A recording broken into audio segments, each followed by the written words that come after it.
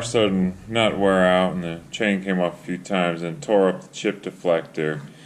And chips are blowing back behind here and getting on the muffler and getting hot and shooting it out my face, out of here, instead of being deflected down and away. You see, because it's missing that whole part.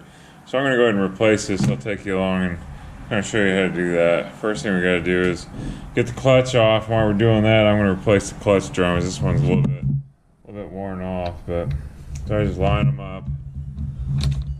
The 13 millimeter.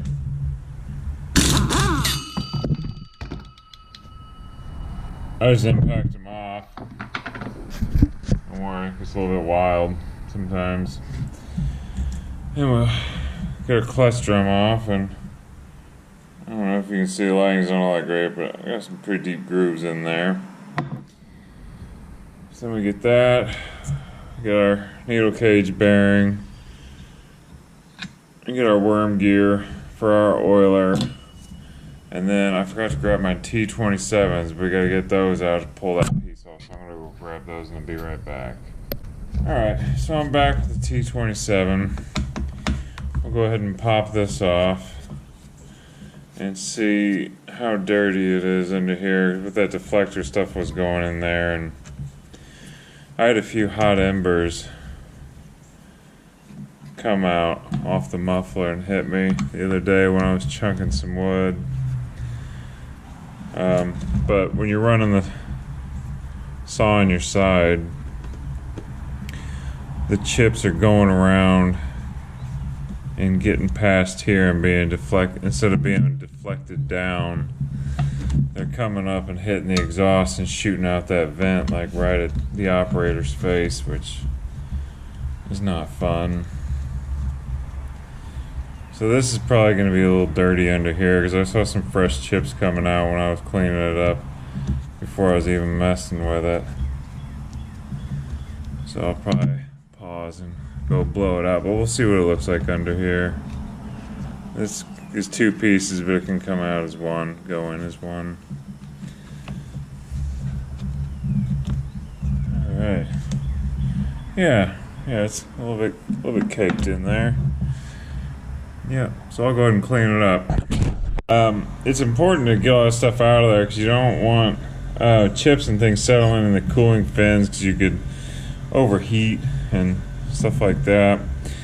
So anyway, this all, you got little grooves and things, and this all just kind of slides into place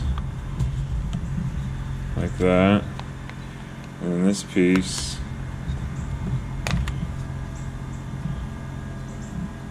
goes up in there. It's got a little tab here which snaps in. And then you just place your T27s.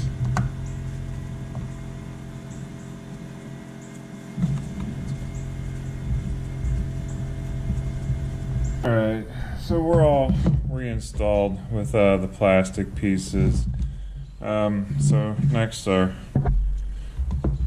worm gear slides in there. Just make sure it's seated. And then, there we go.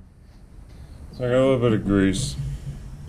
I'm just going to grease this needle cage bearing while I got it off.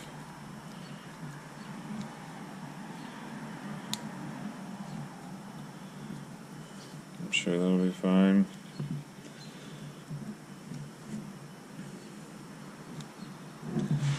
I'll get that on there.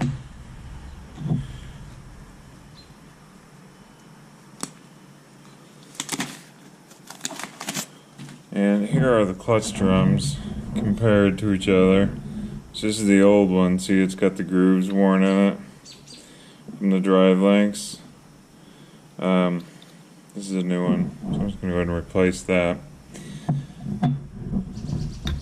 And it just fits over there like that. You can see the spurs line up in that worm gear.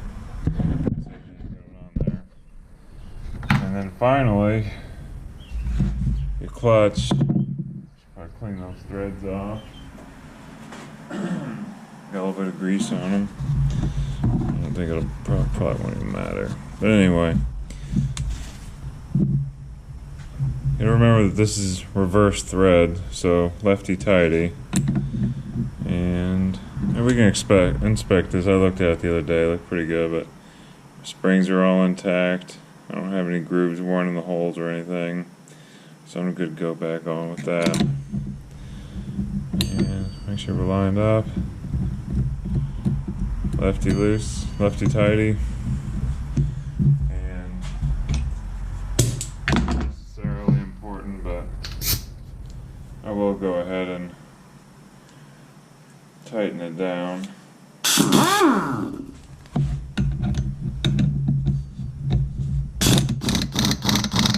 That ought to do it. Once you fire it up one time and hit the brake, it'll stop. But so now I got the new chip deflector in place, so it'll be shooting chips out the bottom instead of right on the exhaust, subsequently in my face. So that ought to be good to go. So thanks for watching, everybody, and hopefully this helps you if you run into this problem, if you chew that up or anything like that. But have a great day. Bye.